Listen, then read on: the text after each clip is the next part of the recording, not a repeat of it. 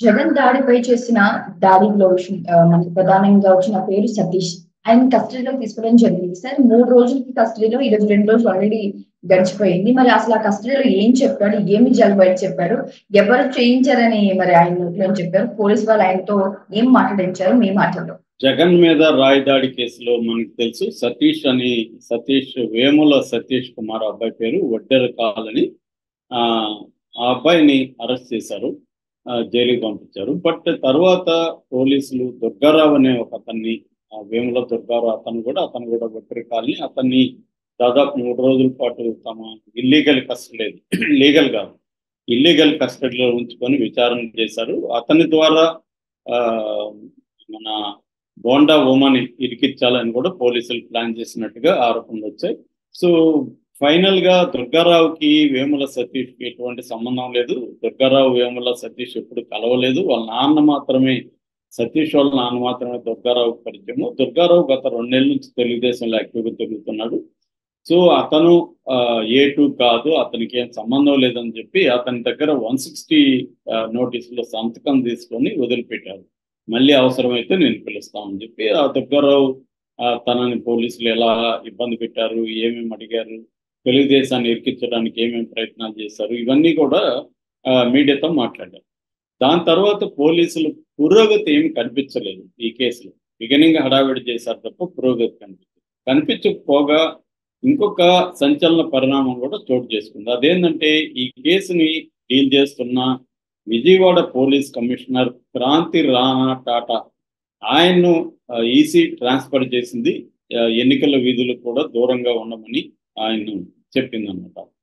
So Kranti Rana Tata place లో రామకృష్ణ వచ్చాడు ఇప్పుడు కొత్త కమిషనర్ గా. సో ఈ లోపల అక్కడ ఇన్వెస్టిగేట్ చేస్తున్న పోలీసులు ఏం చేశారంటే దీని మీద సిట్ కూడా వేశారు కాబట్టి ఆ సిట్ ముందుకెళ్తుంది.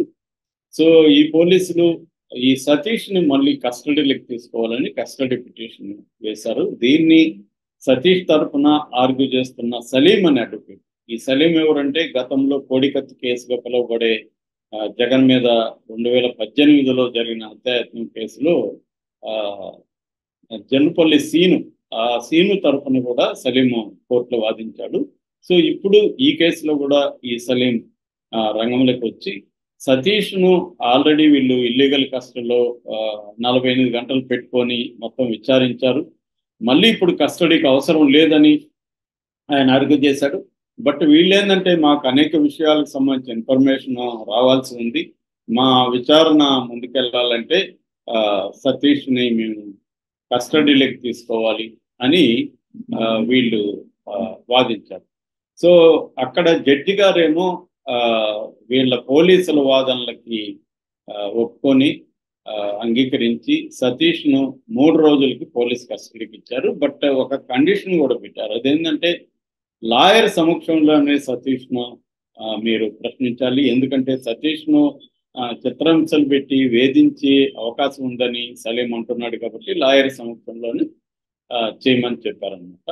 సో ఆ విధంగా ఇప్పుడు ఈ 2 రోజుల పాటు సతీష్ ను లాయర్ సమక్షంలో విచారిస్తున్నారు. మామూలుగా కస్టడీకి తీసుకున్నప్పుడు క్రైమ్ జరిగినప్పుడు ఆ క్రైమ్ సీన్కి తీసుకెళ్తారు.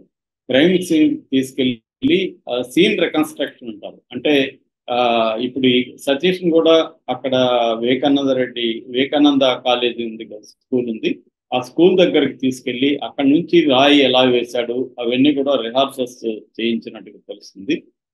ఎంత స్పీడ్లో వేశాడు, ఎలా వేశాడు అవన్నీ కూడా వీడియో షూట్ చేశారని చెప్తున్నారు.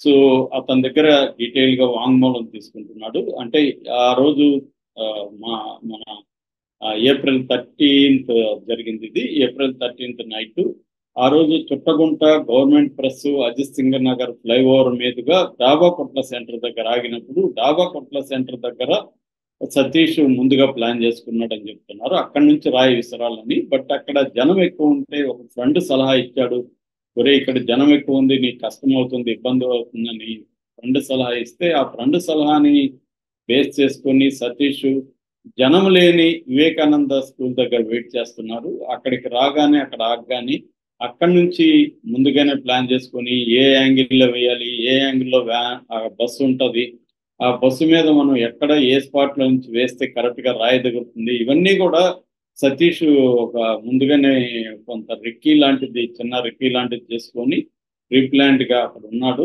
అందుకనే అది గురి చూసి కొట్టగలిగాడు. ఆల్రెడీ సతీష్ కు గతంలో కూడా ఇట్లాగా రాళ్లతో కానీ, లేకపోతే క్యాట్ బాల్ అంటారు కదా, అట్లాంటి దాంతో కానీ పక్షుల్ని వాటిని కొట్టిన అనుభవం ఉందని చెప్తున్నారు. అంటే అతను బాగా ఆ, ఒక షార్ప్ షూటర్ ఉండాల్సిన లక్షణాలు ఉన్నాయి, కొట్టగలడు కరెక్ట్ గా. అందుకని అతను ఈ పనికి అతన్ని పెట్టారు.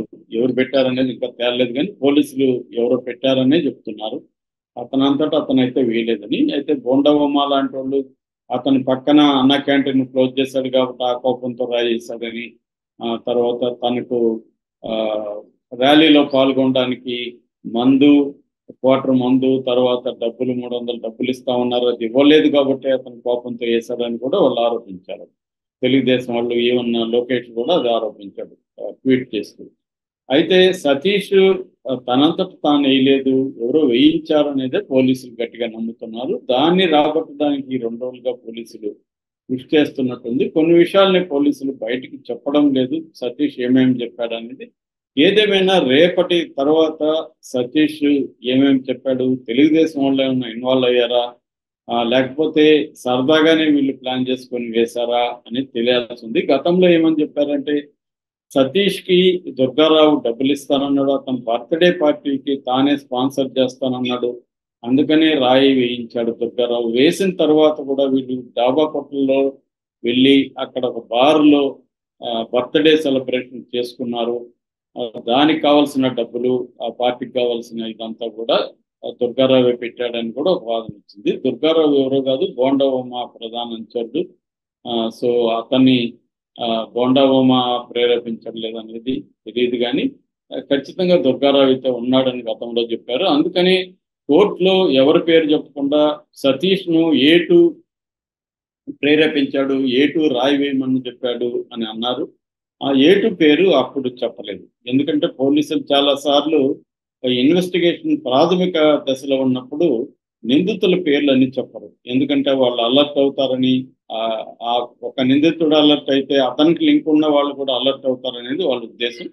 దానివల్ల వాళ్ళు పేర్లు అయితే చెప్పలేదు. చెప్పకుండా A2 అని మాత్రమే చెప్పారు. ఇప్పటి వరకు ఈ కేసు ఏ కైండ్ ఆఫ్ పురోగతి ఉందో మళ్ళీ ఏమి ప్రెస్ మీట్ కానీ పెట్టి చెప్పలేదు. Kranti Rana first press meet పెట్టి చెప్పాడు. దాని మీద ఎలక్షన్ కమిషన్ కూడా కోపం వ్యక్తం చేసింది, ఆగ్రహం వ్యక్తం చేసింది. వచ్చి తనని సంజయ్ ఇచ్చుకోమని కూడా అడిగారని చెప్తున్నారు. ఇతను వెళ్ళి కూడా క్రాంతి రాణా టాటా ఎలక్షన్ కమిషన్ ముఖేష్ కుమార్ మీనాకి సంజాయిస్ ఇచ్చినట్టుగా తెలిసింది. ఎందుకు పెట్టాల్సి వచ్చింది ఏంటి ప్రెస్ మీట్ అని. మామూలుగా అయితే క్రైమ్ జరిగిన తర్వాత, ఆ క్రైమ్ లో పురోగతి సాధించిన తర్వాత ప్రెస్ మీట్ బట్టి జనాలకు చెప్తారు. ఎందుకంటే ఒక పబ్లిక్ పర్సన్ మీద దాడి జరిగినప్పుడు ఎలా జరిగింది, ఎవరు చేశారు అనేది పబ్లిక్ కూడా తెలుసుకోవాల్సిన అవసరం ఉంటుంది. కాబట్టి సీఎం గా ఉన్న జగన్మోహన్ రెడ్డి మీద దాడి జరిగినప్పుడు పబ్లిక్ అందరికి కూడా దాని పట్ల క్యూరియాసిటీ ఉంటుంది, తెలుసుకోవాల్సిన అవసరం ఉంటుంది. ఎవరు చేశారు, చేయించారు అనేది కూడా ఖచ్చితంగా పబ్లిక్ తెలుసుకోవాల్సిన అవసరం ఉంటుంది. పైగా ఎన్నికలు దగ్గరకు వస్తున్నాయి కాబట్టి ఈ అంశం కూడా ఎన్నికల్లో ఒక ప్రధానంగా ఇన్ఫ్లుయెన్షియల్ ఆస్పెక్ట్ లో చూసినప్పుడు అది కూడా ప్రధానంగా పనిచేస్తుంది అన్నమాట. సో ఈ క్రమంలో వాళ్ళు ప్రెస్ మీట్ పెట్టారు. తర్వాత ఇప్పటి వరకు ఏం ప్రెస్ మీట్ పెట్టట్లేదు. ఈ సతీష్ కస్టడీలో ఏమేమి చెప్పారు అనేది లీక్ అయ్యి వస్తున్న విషయాలు తప్ప అఫ్సియల్ గా మనకు పోలీసులు ఏమి చెప్పలేదు. ఓన్లీ వాళ్ళు ఏంటంటే అక్కడికి వెళ్ళి సీన్ ఆఫ్ క్రైమ్ లోకి తీసుకెళ్ళి ఆ క్రైమ్ ఎట్లా చేశారు అని చెప్పి రికన్స్ట్రక్ట్ చేయడం, తన దగ్గర మళ్ళీ కొన్ని విషయాలను అడగడం, ఎవరెవరు చేయించారు ఏంటని. తన గ్రూప్ లో కొంతమంది మైనర్లను కూడా పోలీసులు ప్రశ్నించారు. ఈ అబ్బాయి కూడా మైనర్ అని ఫస్ట్ చెప్పారు. దాని తర్వాత ఈ అబ్బాయి మైనర్ కాదని వాళ్ళు పోలీసులు అతను ఏ హాస్పిటల్ అయితే పుట్టాడో హాస్పిటల్ నుంచి సర్టిఫికేట్ కూడా తీసుకొచ్చి కోర్టుకు ప్రొడ్యూస్ చేశారు. అతను క్లియర్ గా 19 years అని తెలిసింది. సో ఇప్పుడు సతీష్ ఈ రేపటికి అయిపోతుంది, ఈ రోజు ఈవినింగ్ అయిపోతే సతీష్ ఏమేమి చెప్పాడనేది దాన్ని బేస్ చేసుకుని పోలీసులు ఫర్దర్ గా ముందుకెళ్లే అవకాశం ఉంది. ఇందులో తెలుగుదేశం వాళ్ళు ఉన్నారో లేదనేది కూడా మనకి రేపటి లోపల తేలే అవకాశం కనిపిస్తుంది.